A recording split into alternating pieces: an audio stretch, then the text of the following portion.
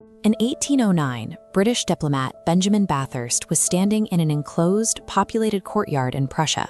His servant was right nearby. He stepped around a horse carriage and never emerged. Jump forward 199 years. 19-year-old Brandon Swanson had advantages Bathurst couldn't dream of. After slipping his car into a ditch in rural Minnesota, he was on an open cell phone call with his parents. For 47 minutes, he walked and talked. Then he suddenly yelled an expletive. The line went dead. Brandon vanished exactly like Bathurst, leaving absolutely no physical trace behind. Our modern network of surveillance and GPS documents our movements with precision, yet it remains powerless against the sudden, total cessation of a human presence. These tools often do little more than highlight the blind spots in our logic. To understand how these gaps function, we can map the unsolved into 3 distinct categories: the spatial glitches, the phantoms, and the cold case mirages. Consider Brandon Swanson's disappearance. He told his parents he was near Lind, Minnesota, but his abandoned car was found near Taunton, exposing a 25-mile discrepancy.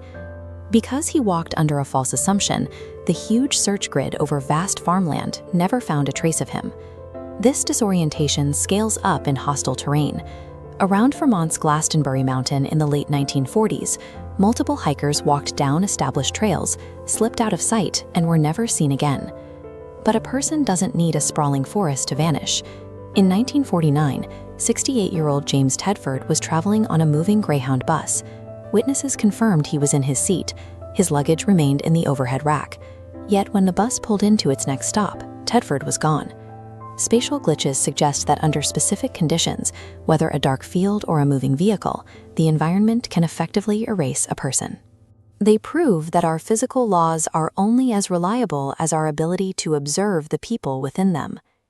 The second category, the phantoms, presents a different problem. In these cases, investigators find an abundance of physical data that fails to produce a single lead.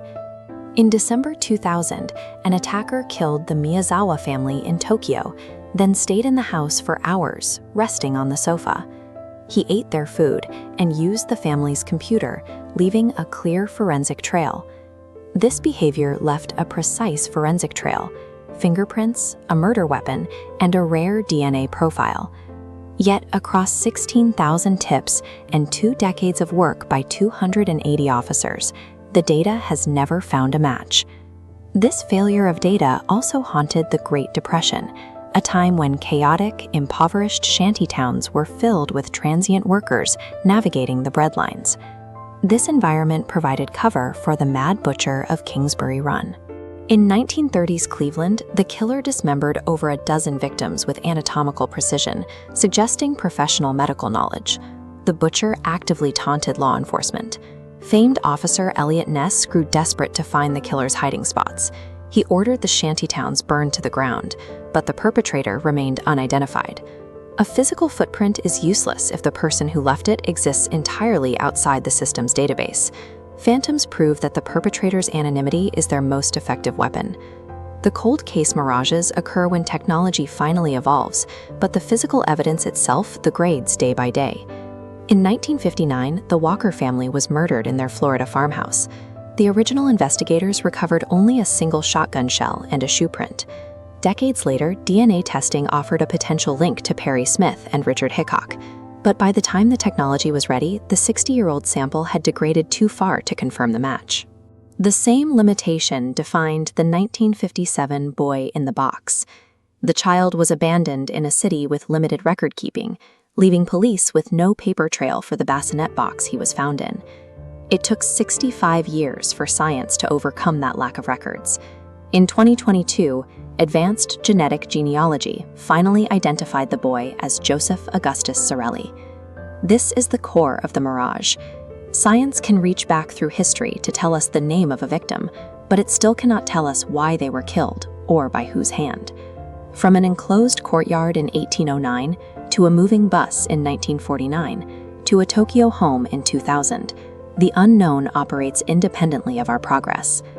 We construct massive, complex systems, primarily to soothe our terror of what we cannot explain.